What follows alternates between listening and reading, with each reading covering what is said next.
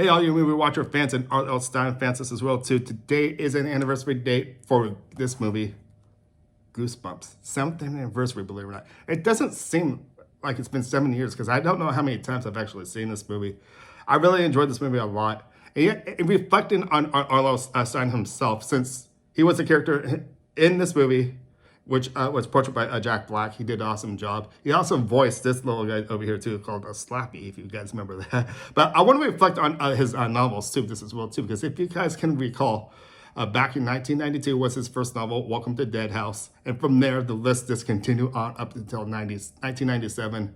He had 62 books within those times, believe it or not, within the 5-year period. I know he's probably creating more of these books of these days. I was going to say novels, but not really novels, because these books are really related on kids being in scary situations and how they would actually deal with the supernatural or some sort of monster coming along to get them or something like that. I find that quite interesting. This seems to be like a bedtime story for kids. Don't you guys actually think? I don't think so, but I really think these stories have worked it well. I have not read all 62 books, of course, but I read a few of them, and they actually are really good. They're really intense.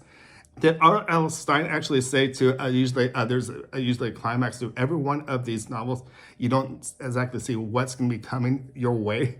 I'm referring that to from the movie just as well too, because I remember Jack Black being R.L. Stine. He actually says that how there's a climax that where no one will actually expect. So that's pretty cool. But it also seems like too there's been spin-off series since around 1994, and ever since then it stopped and go and stopped and go, and here we go once again.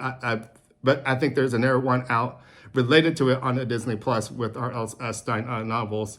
But everything this Goosebumps was actually the first movie that actually hit the theaters, which I thought was pretty cool. This is a family-friendly movie.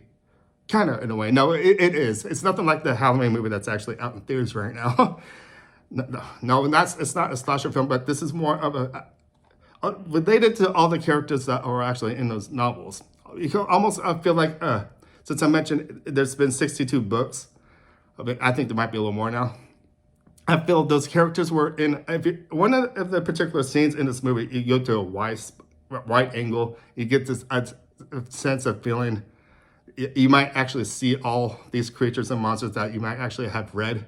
Because if you remember in the movie, this whole movie started with this movie Goosebumps is because the next door neighbor was particularly weirded out and wasn't too sure what was going on with this other teenage girl.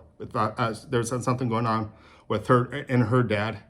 And we find out that this next door neighbor is actually R.L. Stine. And he has all these books laid out in his library, but there's a key. If you unlock these books, the books come to life. It's pretty cool, I gotta say. So if you guys have not seen it, I hope I'm kind of encouraging it, but those who actually have seen it, you know what I'm talking about. And how many times have you think you probably have seen the movie? I've watched this movie so many times, that's why I find it's only been 7 years since this movie actually has been out. That's amazing, I gotta say. It almost feels like a lot longer than that, doesn't it? So anyways, I wanted to give some facts out there. And the other things as well too, there was another Goosebumps movies, which I didn't think was all right. It was almost like a spinoff of this movie, believe it or not, with the book and everything. But I don't know. Will there be a third Goosebumps? Who knows? But you know there's a lot of relations with R.L. Stine books, which will actually be created into a TV series or TV movies, or for that sake, more movies of its kind. I bet you there will be probably more movies related maybe to his novels. It's like when I say that, if you guys have checked that thing, movie on Netflix, the Fear Street movies, those are scary, I gotta say. And I gotta say, it's not recommended for kids as well too, because those go a little beyond, that's like I was just talking about Halloween, beyond the slasher points of those movies. So if you was saying, oh, this guy's recommending Fear Street, I am, but I'm not recommending for a little kids to watch it.